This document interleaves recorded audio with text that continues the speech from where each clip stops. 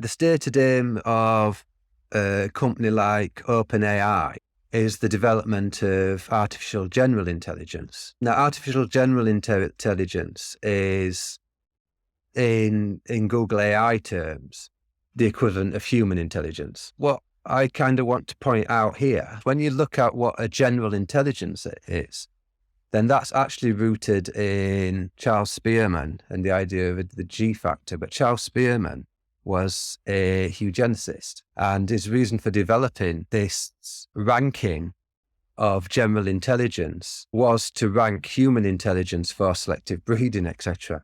So you've got this drive for artificial general intelligence, but when you actually work out what general intelligence is, it's got some very, very dark histories. Hello and welcome to Planet Critical, the podcast for a world in crisis. My name is Rachel Donald. I'm a climate corruption journalist and your host. Every week I interview experts who are battling to save our planet. My guests are scientists, politicians, academics, journalists, and activists. They explain the complexities of the energy, economic, political, and cultural crises we face today, revealing what's really going on and what they think needs to be done. These are the stories of the big picture. Go to planetcritical.com to learn more and subscribe. My guest this week is John Wild.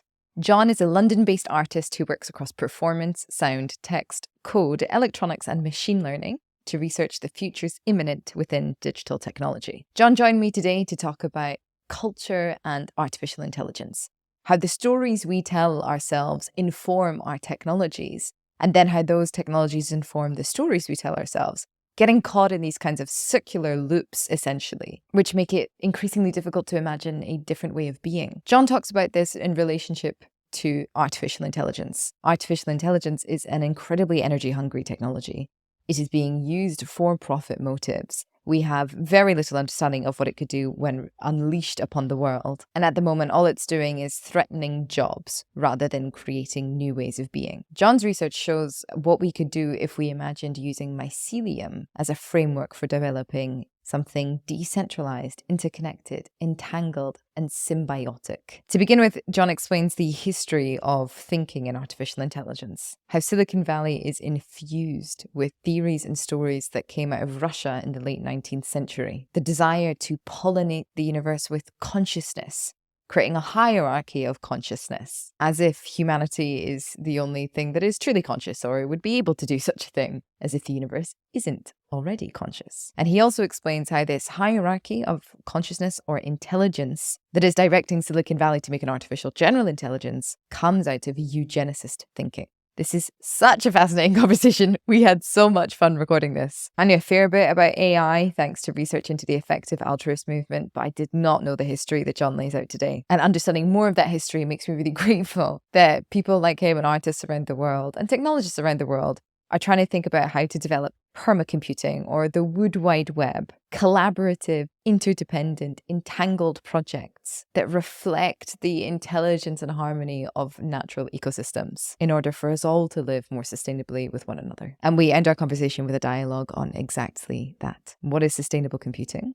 And what is sustainability more widely? I hope you all enjoy the episode. If you do, please share it far and wide. And if you're loving the show, become a patron on Patreon or support Planet Critical with a paid subscription at planetcritical.com. By signing up, you'll get the Planet Critical newsletter inspired by each episode delivered straight to your inbox every week. You'll also have access to the wonderful Planet Critical community who are full of inspiring thoughts, ideas, critiques, and determination. The links are in the description box below. I'm so grateful to everyone who chooses to support the project. I'm a vehement believer in ad-free and open access content, so Planet Critical wouldn't exist without the direct support of the amazing community. Thank you so much to all of you who believe in Planet Critical and keep the project going every week. John, thank you very much for joining me on Planet Critical. It is a pleasure to have you on the show.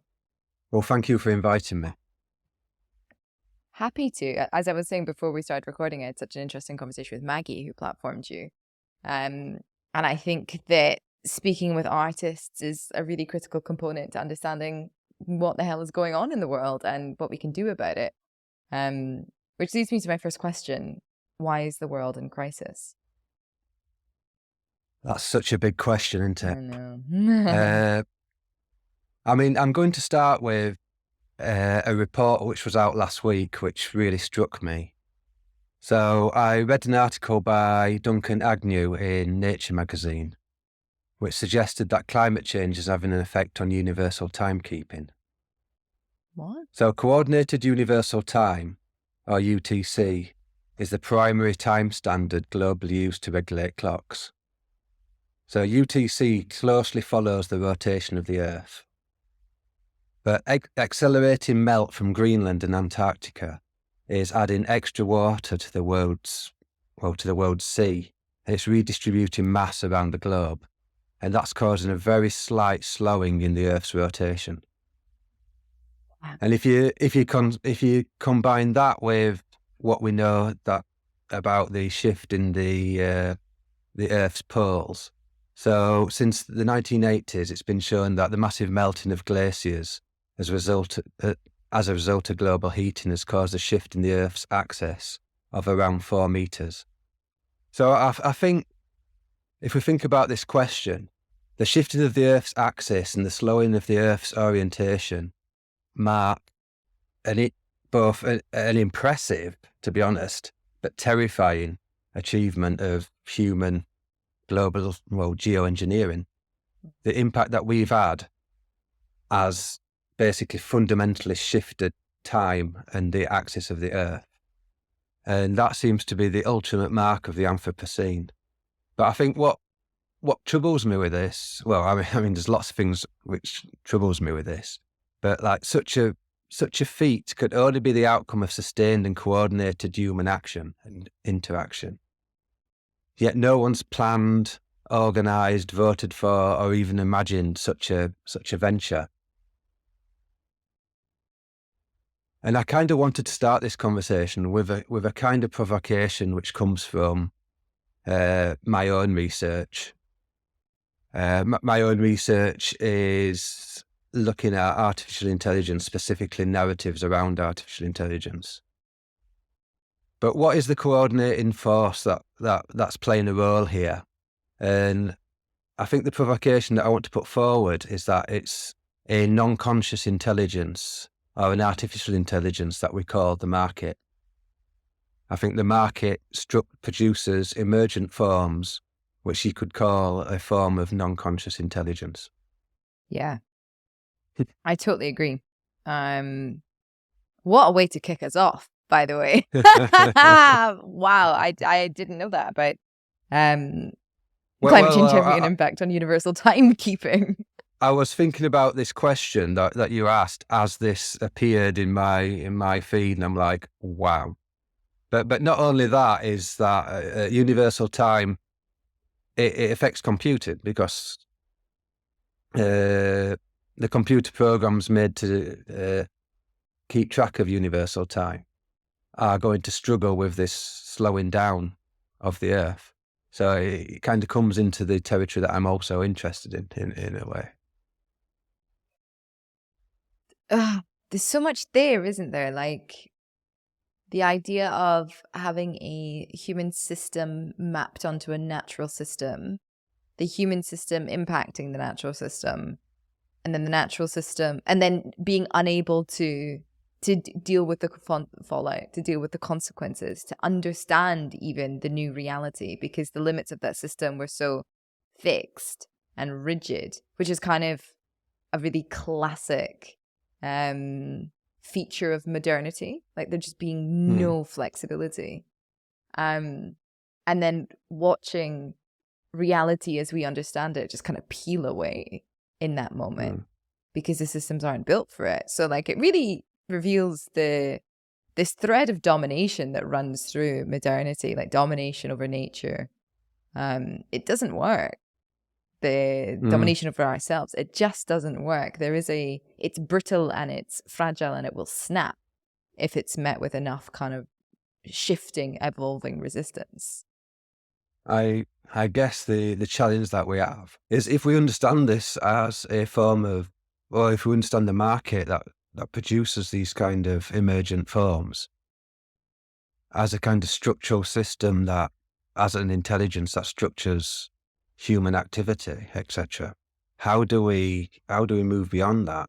How do we imagine futures which are structured in a different way? How do we imagine technologies which behave in a different way, which are sustainable? My own research actually looks at the kind of imaginaries around artificial intelligence, and I think they can tell us quite a lot, really, about why we end up kind of looking to the stars rather than looking to the soil, rather than looking to the earth. That's beautiful. On this artificial intelligence, I mean, this is kind of what Hayek spoke about as well, you know, like the invisible hand of the market directing people. Yeah. You know, the sort of godfather of neoliberalism, essentially. And yet... I think it was Smith as well, weren't it, in oh, yeah. The Wealth of Nations. Yeah. I think Smith initiated it, and then other Right, people okay. kind of took on this idea. But yeah, the idea of the invisible hand. Which is interesting, isn't it? Because there's this concept there of like this physical thing being shaped, but they weren't talking about a brain. They weren't talking about the No. invisible brain. Whereas what is directing that hand to move? The idea is that it would respond to needs or whatever, and that's obviously not been the case. Like, we've sort of created a system that is impacted, but also impacts its environment around it as it accumulates more historical precedent and knowledge, and it's just embodied really with historicity, you might say. Kind of like self-perpetuates itself and grows and grows and grows. Well, I think that self-perpetuation is the thing. I think where this kind of connects with the kind of research that I do on artificial intelligence, it's kind of like looking at what intelligence is in some sort of way. And obviously with the kind of common sense view is this kind of conscious intelligence, the kind of the human conscious intelligence. But conscious intelligence is very rare in the world. Most forms of intelligence that we come across are a form of non-conscious intelligence.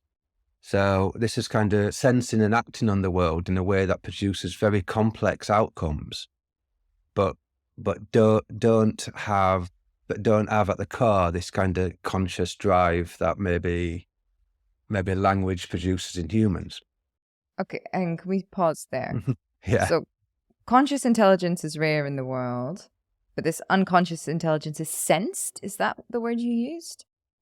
Well, I'm saying that for something to act, there's some sort of sensing, some sort of information, and then there's a behavior that responds to that, which produces complex outcomes. So I'm thinking as a good example, or an example that's quite often used is slime mold. In my own practice, we've also been using mycelium, but slime mold is quite a common one. So slime mold is a single-celled organism, which it basically produces filaments which stretch out to find food in all directions, and then when it finds food, it solidifies the filaments that it's produced. And it's been used to mimic the Tokyo tube map. So the Tokyo tube, because of the kind of geology of the area, etc., the planning of it is there's quite a lot of complexity to how to produce the most direct routes. But by creating an artificial map of the tube using food for the slime mold managed to calculate the most direct routes, which pretty much mimic the actual Tokyo underground. So that's a way that you could see that there's a non-conscious intelligence working. And NASA's used exactly the same model to map the dark matter that holds together the universe. So these kind of intelligences, which aren't a model of conscious intelligence, still produce very complex behaviour in the world. And go on. Sorry, it's just, I suppose I'm getting stuck on this conscious, unconscious binary. Because what we're talking about then when we talk about consciousness, because there's quite a lot of, stuff now coming out of physics and other sort of theories that suggest that, well, everything is just consciousness, and that perhaps it's consciousness that predates matter. And thus, perhaps the slime mold doesn't have a brain in the way that definitely doesn't, right? It's one cell. But that doesn't necessarily mean it's not conscious. Like, I guess I'm concerned about falling into this hierarchy of consciousness. I agree. And it's exactly that hierarchy of consciousness which I want to break down. Right. I mean, I'm using the term conscious in this way as a relationship to language and the modelling of the world as an abstraction of which then things are planned. But I don't believe this is how humans behave. I think the vast majority of human activity is non-conscious. Like riding a bike, you don't have to do the mathematical calculations to stay on the bike and direct and route, etc. I think the vast majority of action is non-conscious. But wouldn't that suggest then that consciousness is only these kind of consciousness is language? Because maths, for example, could be understood as like a language for understanding the universe, or other laws for which words aren't quite useful. And so does it not then become that consciousness is language and everything else is non-consciousness? I think so, in the way that I'm trying to say it. But the reason why I'm going down this rabbit hole is because of the drive within artificial intelligence to develop what they call A.G.I. So, which is a general intelligence, which is trying to mimic human reason in some sort of way. But what I'm kind of arguing is against that, in favour of something closer to accepting the intelligence that exists in all species and plants, etc., on the earth, and recognising the importance of that kind of intelligence. So I'm kind of trying to make an argument in opposition to the artificial intelligence drive towards A.G.I. So assuming this comes back to your beautiful line, wondering why humans look up at the stars and not the soil, which I think we should unpack as well in relation to this. So please. I mean, I think a good way forward to that is, it's probably good to introduce myself a little bit in that my own research explores artificial intelligence and real-world narratives. So I'm actually interested in the imaginaries and the relationship between storytelling and imaginaries, and how that has a cyclic causality with technical production itself. When computer scientists bring something new into the world, it's a creative act. It's an act of futurism or futurism. Like you've got to think in the future to be able to produce technology in the present. So there is a creative act involved in that, and that's the kind of creation of narratives or imaginaries. And this has an impact on technical production. But technical production, like what is possible, has an impact on imaginaries. So you have a cyclic relationship between the creation of kind of speculative imaginaries and actual technical production. So the two things are different. In technical production is rooted in the constraints of the present, in the regulatory framework, in politics and ethics, etc. Whereas imaginaries are that kind of creative leap into the future that are used by developers to basically order like to create goals really for the technologies that get produced. And by looking at the kind of imaginaries, the kind of stories that circulate within tech communities, then you can get a sense of where the technical development is going, is kind of what I'm arguing. Go on. Do you have any good Yeah, examples? I said, I just wanted to make sure that that made sense, that relationship Yeah. between the two. Oh, definitely. I think it's just much in the same way when like scientists come on and speak science. There's a Yeah. lot of us here that are laymen, and I think breaking it down out of sometimes quite academic language is helpful. So talking about how these two things inform each other all the time. So yes, I have a better understanding now. Thank you. I think when we're looking at developer narratives, so the kind of ideas which are driving tech developers, I mean, these people don't normally come from a creative background. So where do they grab the imaginaries is quite an interesting thing. And what my research has found is that a lot of these imaginaries are driven by, I suppose, obviously sci-fi, but more specifically by the kind of speculative avant-garde movements which circulate in tech circles. So to name a few, there's cosmism, transhumanism, extropianism, and effective accelerationism. Oh, wow. What are they? Exactly. So, like, if you delve into tech communities, you'll come across these kind of like quite far out and fascinating ideas.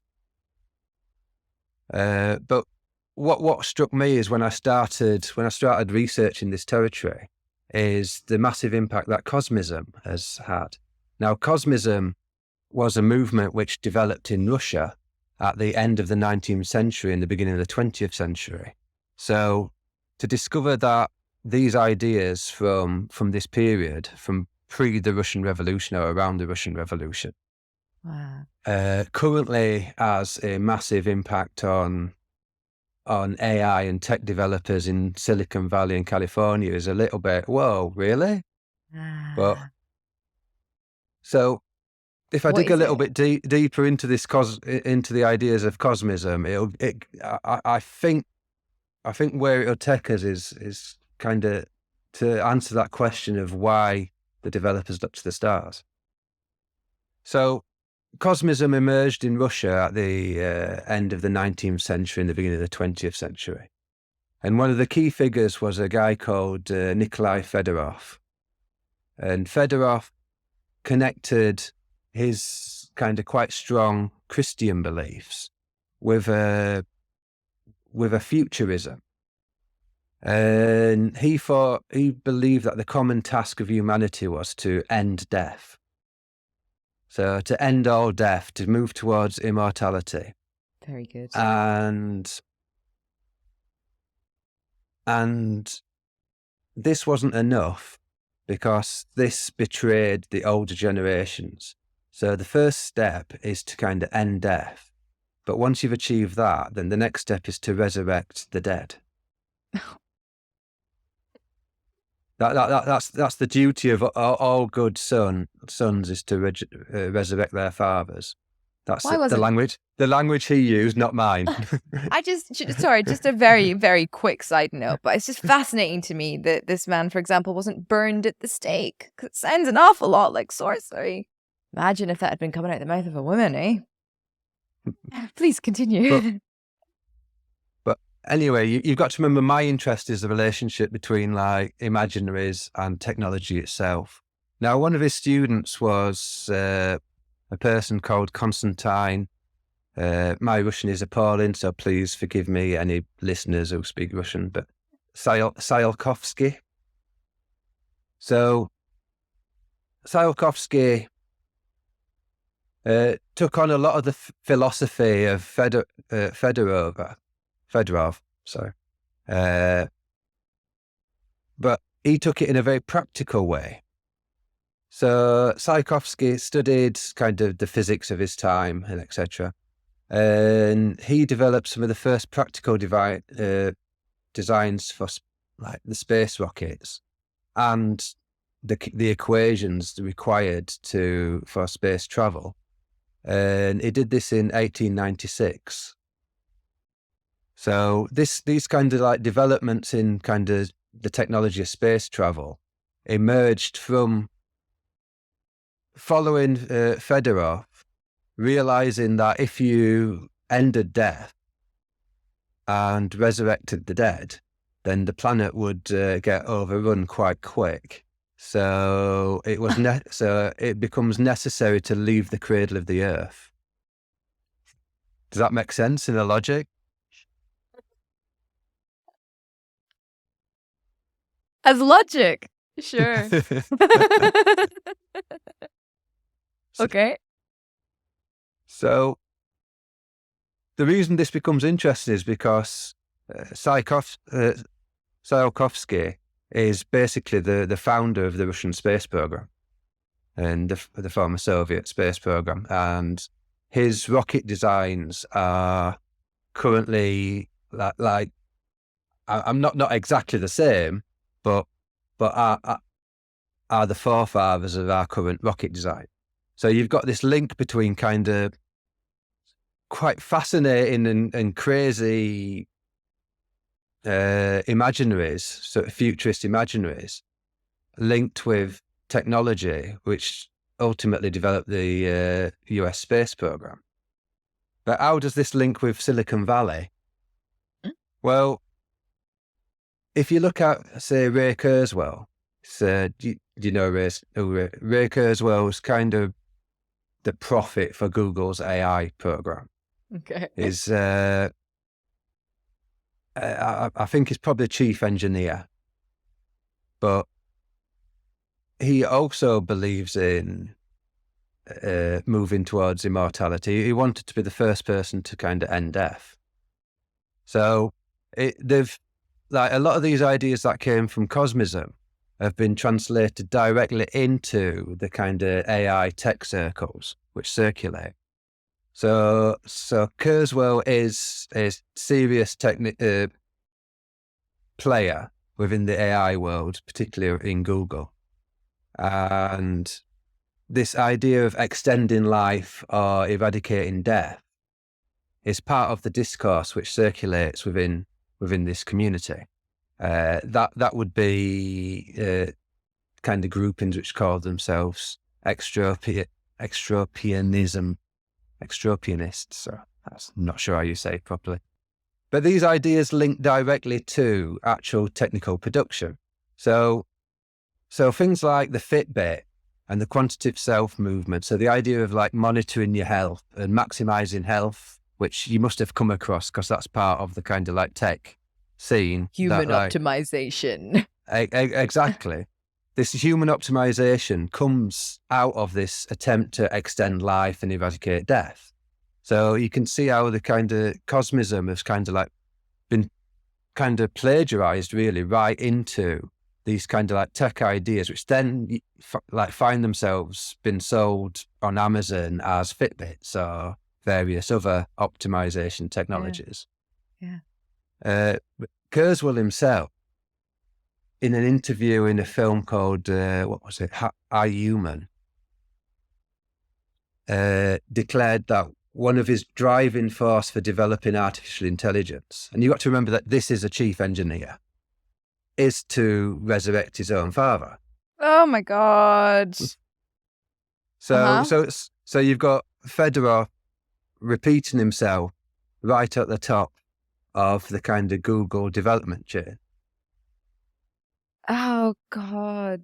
And taking a kind of slightly a slight side move here. But when we talk about artificial intelligence, in tech circles, it gets broken down into 3 different areas. The first one's narrow artificial intelligence, which is what we have at the moment, which it's mainly what we call machine learning. So it's narrow in that it can do very intelligent activities such as playing Go or chess or predicting texts, but in a very narrow domain. But the next, like the stated aim of a company like OpenAI is the development of artificial general intelligence. Now, artificial general intelligence is, in Google AI terms, kind of the equivalent of human intelligence. So it's this ability to abstract and apply intelligence to multiple domains. So it's wider. But what I kind of want to point out here is that this idea of a general intelligence, which is what people are striving for, an artificial general intelligence. When you look at what a general intelligence is, then that's actually rooted in the statistician Charles Spearman and the idea of the G factor. But Charles Spearman was a eugenicist, and his reason for developing this ranking of general intelligence was to rank human intelligence for selective breeding, etc. So you've got this kind of this drive for artificial general intelligence, but when you actually work out what general intelligence is, it's got some very, very dark histories. I mean, Spearman developed this to support his colonial policies, etc., trying to prove that perhaps other humans were less intelligent for various reasons. Mm. So you've got this kind of hierarchical drive within artificial intelligence for basically a superhuman, or an intelligence which is beyond human in that kind of way. And just to kind of linking back to the cosmist kind of ideas, you see that the idea of colonizing the solar system or spreading intelligence to the solar system is something which is a core concept within AI development circles. I mean, it's also the reason why tech billionaires are building their own spaceships. If you think of SpaceX, Blue Origin, they're all influenced by these imaginaries. It's like, and I'm sure there's probably a lot of people saying I'm over exaggerating this at this point, but I just want to give you a couple of quotes. So this is from Jürgen Schmidhuber, who developed the natural language model, which is used in Apple's Siri and Amazon's Alexa. So let me just get this so I can read it properly. So this is his understanding of what he's doing. He says, "So I'm not a very human-centric person. I think I'm a little stepping stone in the evolution of the universe towards a higher complexity. It is clear to me that I am not the crown of creation, and that humankind as a whole is not the crown of creation. But we are setting the stage for something bigger than us, that transcends us, and will go out there in a way where humans cannot follow and transform the whole universe, or at least the regional universe. So I find the beauty and awe in seeing myself as a part of this much grander theme." Oh, I've got another one for you, if that's not enough. Go on, hurt me. This is Professor Dr. Hugo de Garis, who was the former director of the China Brain Project Institute for Artificial Intelligence. And he writes, "Humanity has the duty to serve as a stepping stone towards building the next dominant rung of the evolutionary ladder." Oh, yeah. And Kurzweil himself says, "Does God exist? I would say not yet." Oh, God. Right. So what you get when you start digging into these narratives is the idea of building intelligence which goes beyond humans and goes beyond our time frame, our 70, 80-year limitation, and our body's limitation of living within certain environments like the Earth, like our need to be within a kind of ecosystem, etc., and can survive out there on the planets. And it starts to feel like a spiritual movement to spread consciousness to the universe. So the tech development, as I said at the beginning, looks to the stars. Whereas I think to solve this problem, we need to start looking back to the soil.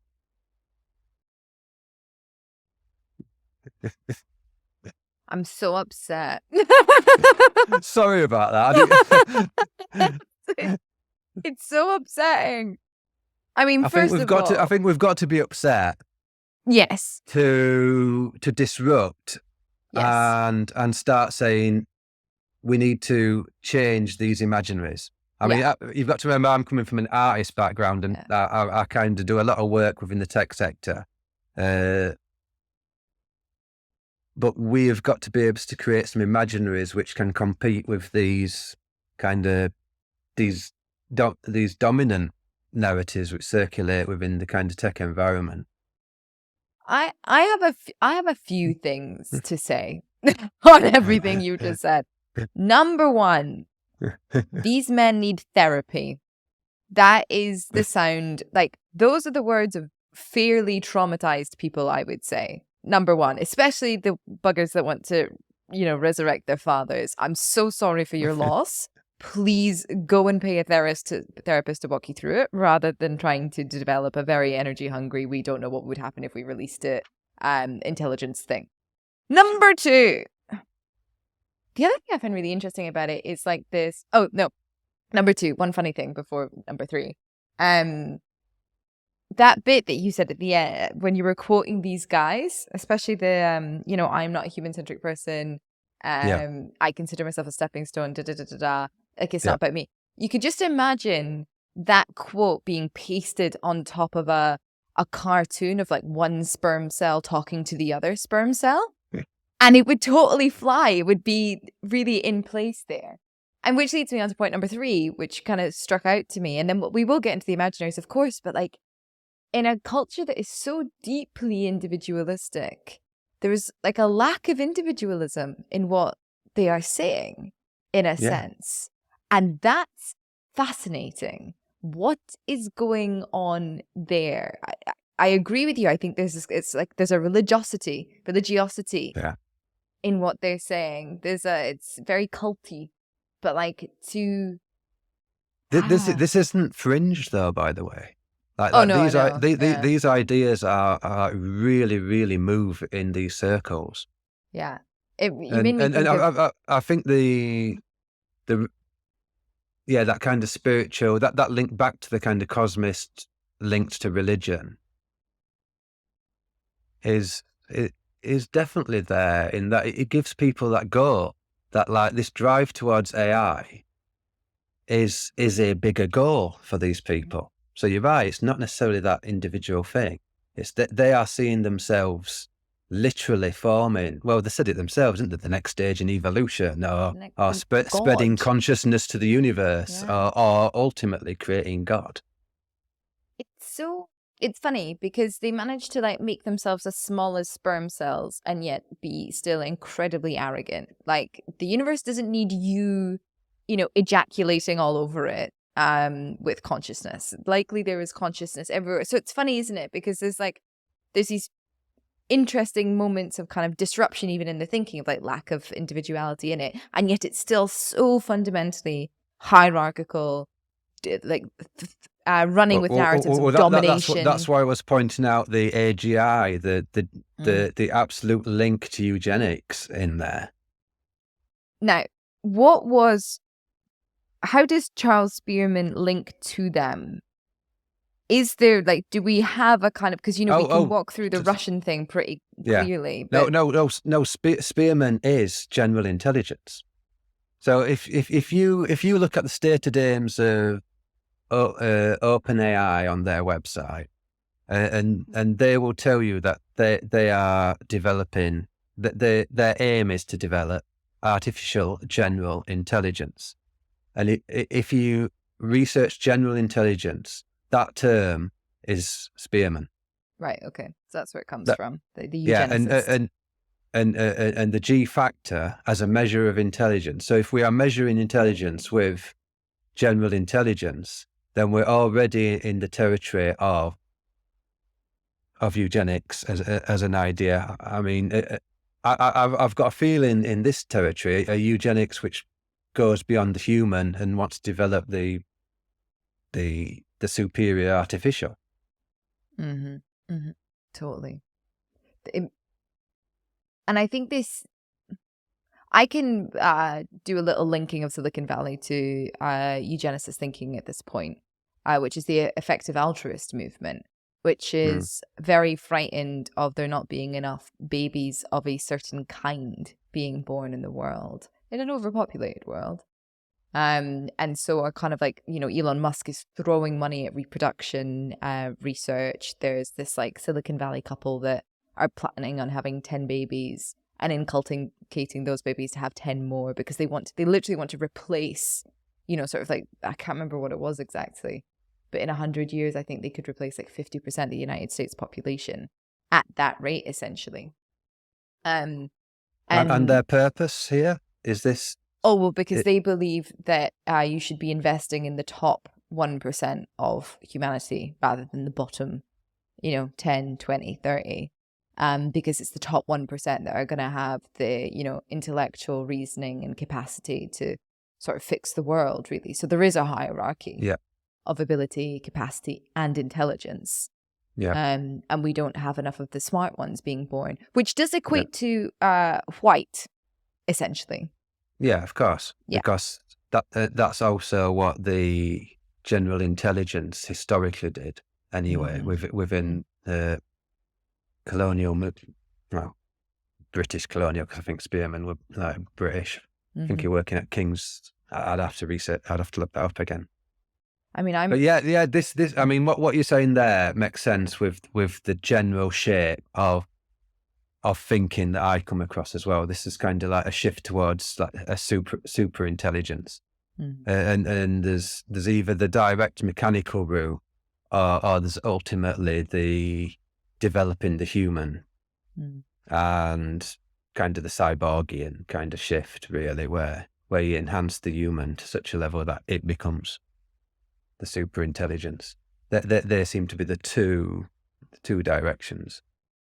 Yeah, that's so interesting. I don't think I hadn't quite clocked that as being sort of parallel tracks heading in the same direction. The desire to, birth as many superior humans as possible, and this drive to create this kind of, mechanical. I mean, in my list of things such as immortality, etc., I actually missed off the human augmentation. But maybe I should have, because human augmentation is definitely one of the things which comes up a lot. The kind of cyborgism. And Elon Musk himself owns Neuralink. Yeah. Neuralink is the company which aims to connect the brain directly to kind of computer systems. So yeah, those ideas of human augmentation kind of completely link in with this idea. Yeah. I interviewed Olivia Lazard recently, and she was talking about the fact that Mark Zuckerberg has been quoted as kind of, he can't wait to like get rid of his body, to get rid of the weight of physicality, I think is get rid of the flesh. Yeah. And which of course links into this idea of like, oh, well, if I can upload myself, then I can live forever. Like transhumanism, I think, is this stepping stone as well towards immortality, and then towards, the ever expanding stars. Right, yeah, those ideas are all interconnect, so in various ways. But for me, the important thing is these ideas aren't just crazy ideas of crazy people.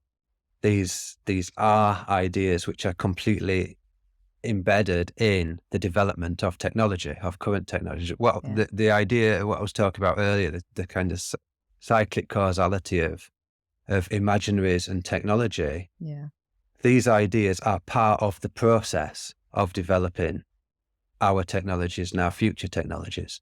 So that's why I think as an artist and as a creative, that there's an important activist job to be done at challenging these ideas and developing alternatives, which is kind of the second part of what we do in our research, is kind of carrying out like workshops with different communities of people, kind of discussing these ideas, but also trying to get people to kind of think what a different form of technology would be, what a technology that does look to the soil, that looks to biological systems, that sees all species as intelligent and doesn't create this hierarchy with a so-called conscious intelligence versus a non-conscious intelligence, which you quite rightly picked me up on earlier.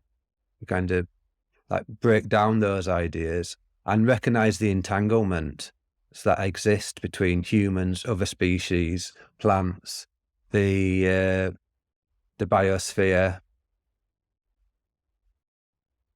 Yeah, beautiful.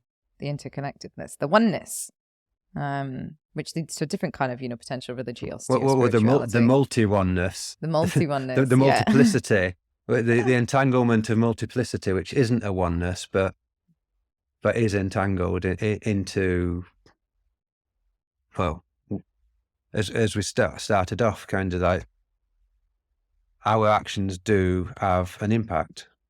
Let's talk then about some of these potential technologies that look to the soil, or what happens as well to our own kind of thinking and processes when we look to the soil. What have you found?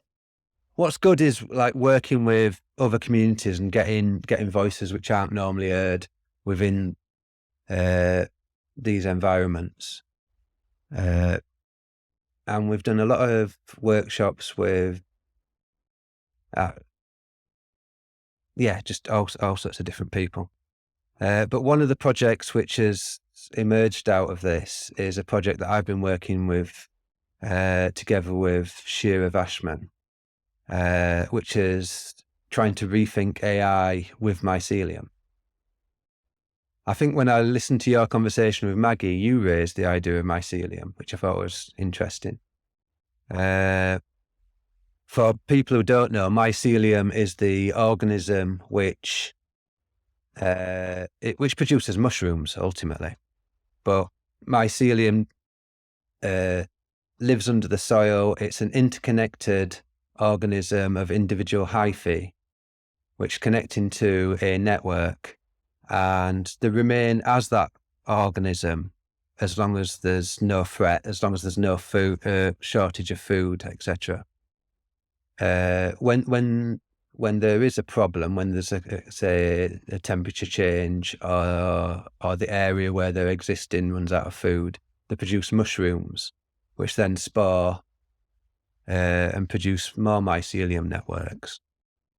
But one of the interesting things about mycelium is the way that it's evolutionary, or some mycelium, because there's lots of different mycelium, but some mycelium kind of work in a symbiotic relationship with other species.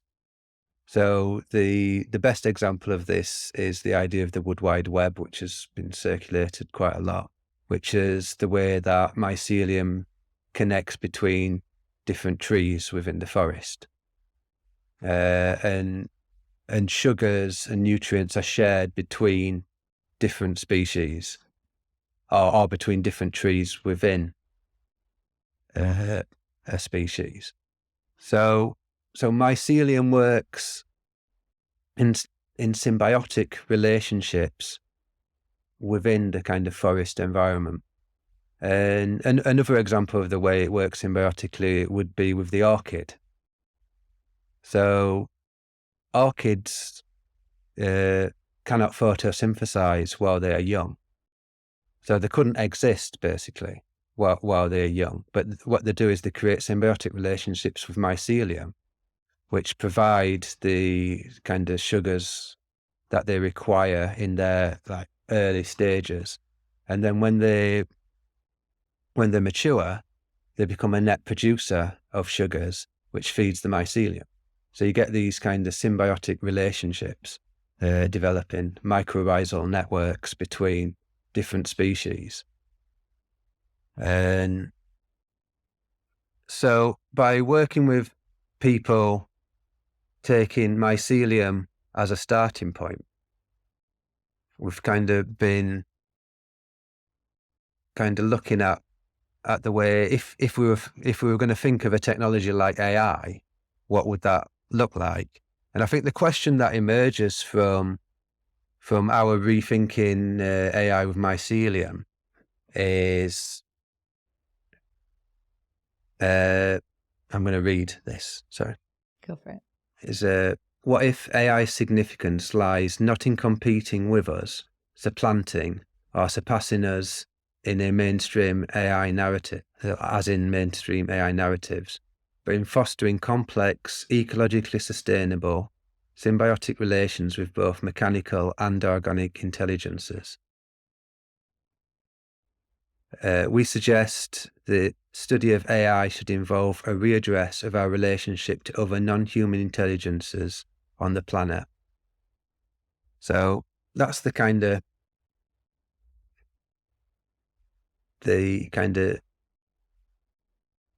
outcome that we're kind of developing with rethinking AI through mycelium, is to kind of shift it away from the kind of hierarchical model that we've been discussing and towards rethinking intelligence in this kind of wider way, and how can we connect to these intelligences in rather than a combative survival of the fittest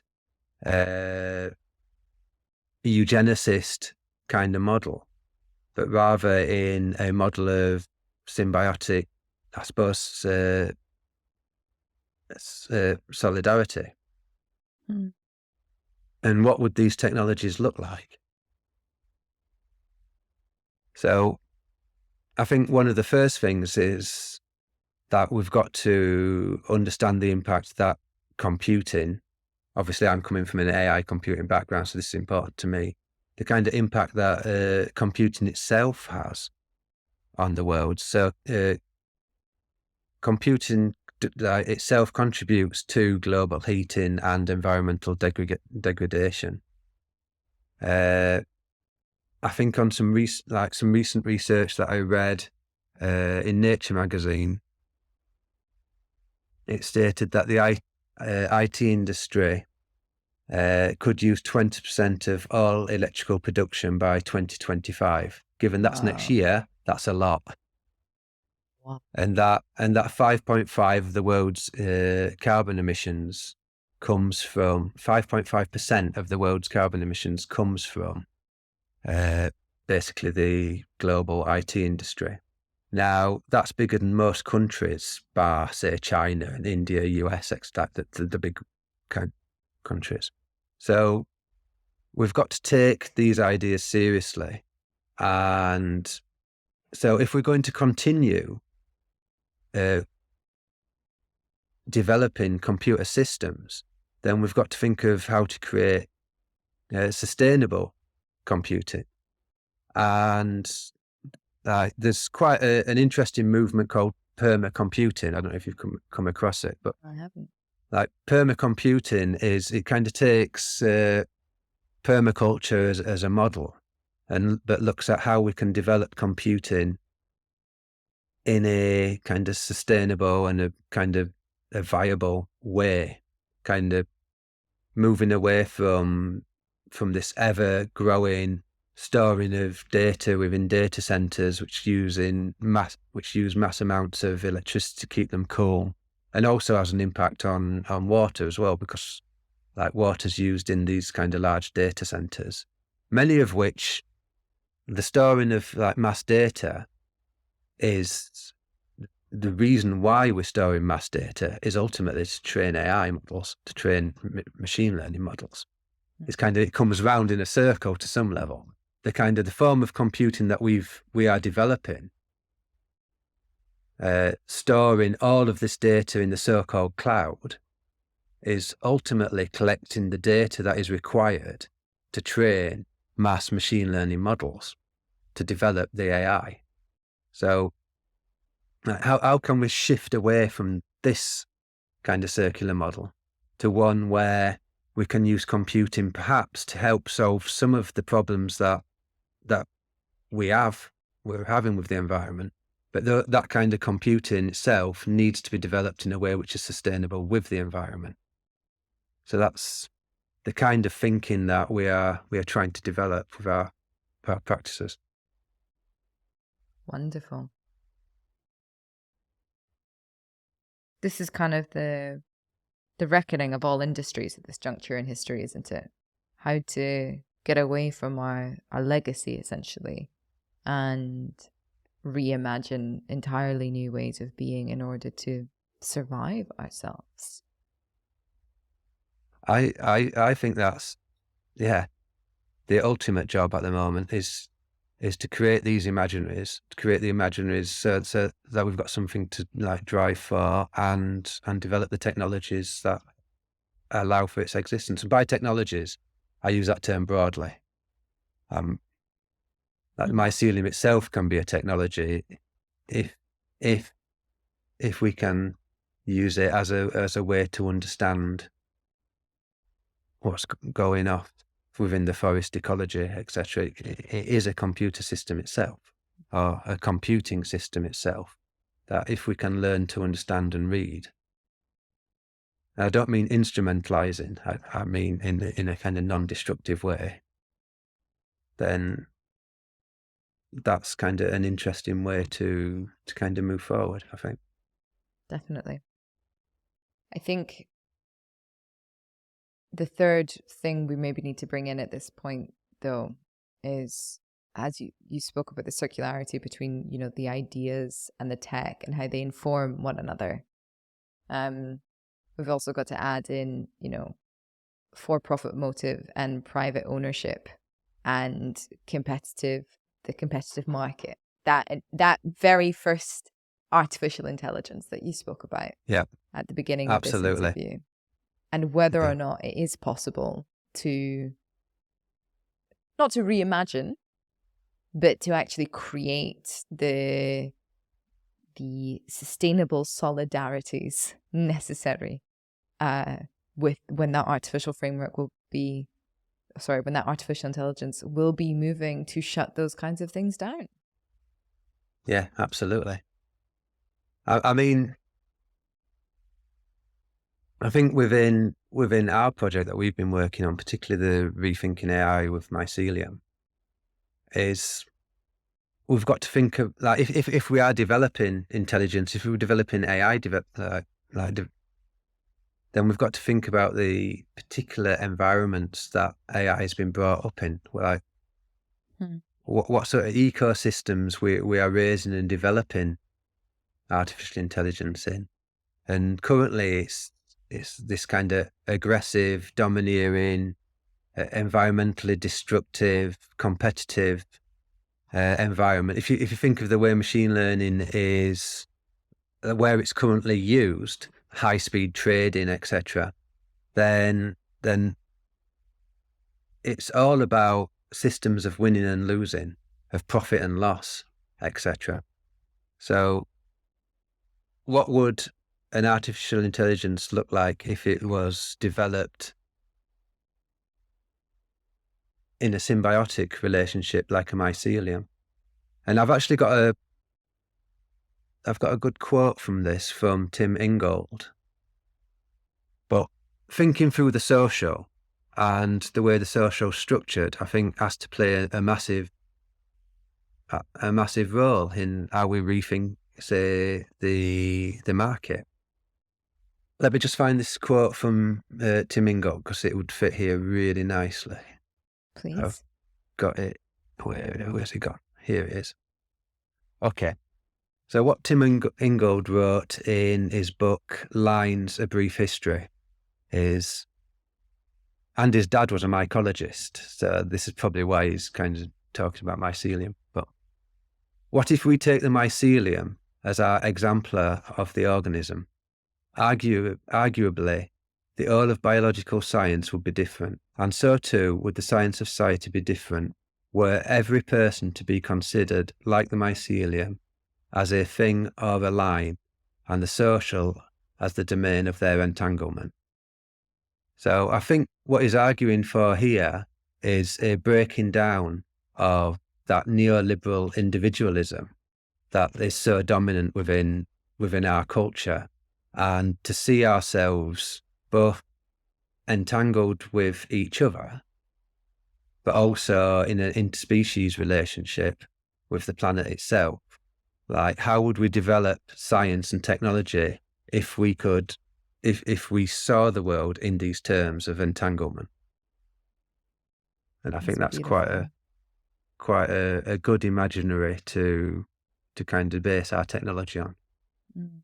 It's the image for me that came to mind was a weaving of threads, a braiding, which kind of like it's not a loss of the individual to the mass, but at the same time, it's not a separation of the individual from the mass. It's weaving textiles is I think a good way forward. It's beautiful. Like I think, like, if all reality is relational, which it is, everyone listening, it just is, then the more that you braid and weave these relationships, the more that you are literally reinforcing the structure of reality. In a good way, you're fortifying it with that entanglement.